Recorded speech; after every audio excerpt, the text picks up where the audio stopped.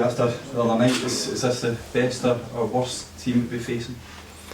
Yeah, it's obviously going to be difficult, but we've got to go there with belief and believe we can cause an upset. We've done it last season. We were 2-0 up at half time here, so we've got to go there believing we can do something. Can you understand why people looking at the other night's result and then going to the best team by a mile in the country would expect Moult to be fearful? Can you understand that logic? Yeah, of course. To get beat 7-2 is horrible. Didn't get much sleep that night, and I'm sure the lads didn't either.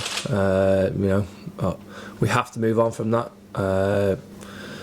It was obviously a horrible night, but we need to forget about that and try and cause an upset, like I've just said. How much are the players sort of hurting after that? I mean, the small band of fans who made that journey up there and to get beaten so comprehensively. Yeah. How do you take defeat like that? I don't know really. It wasn't nice. All we can do is apologise to everyone involved with the football club. It's obviously wasn't a nice night.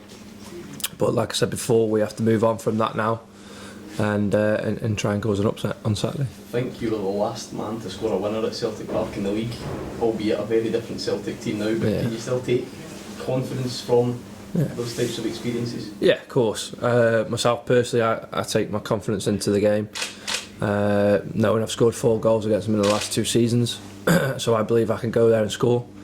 And as a football club, we go there on the back of a win last season at their place. Probably the last team to do so in this league, and also being 2-0 up against them here. And we had them. They were definitely shaken here. So we have to remember that and take that to them. James was just saying that every team who faces Celtic now has this added incentive of trying to become the team who knocks them off their perch and stops this unbeaten run. Is it the same in the dressing room? Do you talk about that? Yeah, I'm sure that'll get mentioned. It got mentioned last time, and I think it does give that little bit more. I believe we could be the team that can do it. So I'm actually looking forward to tomorrow.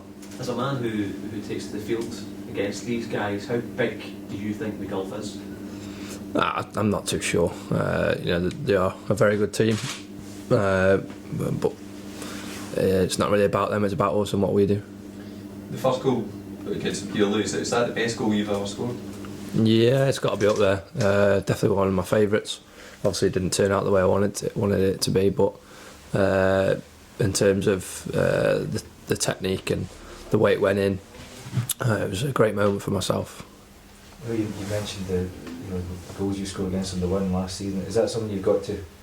Has that got to be the memory going into the game rather than what happened on Wednesday? Yeah, definitely. Well, a little bit of both, to be fair. I think the boys will have that in the back of our minds and be determined for not that to happen again, because we've been to Celtic and we got done for 7. I think it was the end of last season, so that can't happen. So we will be thinking about that and be determined that doesn't happen again. But we will also be thinking about when we beat them. You obviously tried as a group to come together and discuss what went wrong the other night so that it doesn't happen again. And we had a good long chat after the game. I'm sure it might get spoken about again today. But we're a group and we stick together. We stick together as a football club and as a squad. As an experienced core to the group as well, is that helpful in these situations where maybe there's a lot of younger guys and you'd always maybe go into the corner, but there's guys who've played a lot of games here? Yeah, definitely. I think that helps. I had lots of Mick, Laz, Faddy, Scotty, even though Scotty wasn't there, but they're all positive, trying to pick us all up. It's a difficult one because we had a couple of new lads in January, and they're probably still bedding in, but the old lads are helping them out, and I'm positive we'll all gel and we'll pick up. Much has been made about the manager being sent to the stand the other night, his behaviour. What impact, if any, does it have on the players, the manager being in the stand as opposed to being on the touchline? Yeah, obviously we want to see our manager on the sideline, but we've just got to think about our jobs. The gaffer says his bit before the game, and it's up to us then to listen to that and take it onto the field. He can't play the game for us.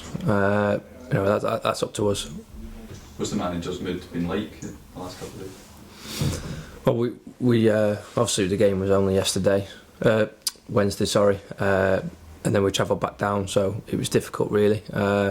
Obviously, I had a chat, and we did a good cool down because we needed to prepare for the game properly on Saturday. It certainly wasn't happy smiling, and it was obviously down and gloom, but I think today we draw a line on it, and we come in with happy faces, and we try and cause an upset, like I said before.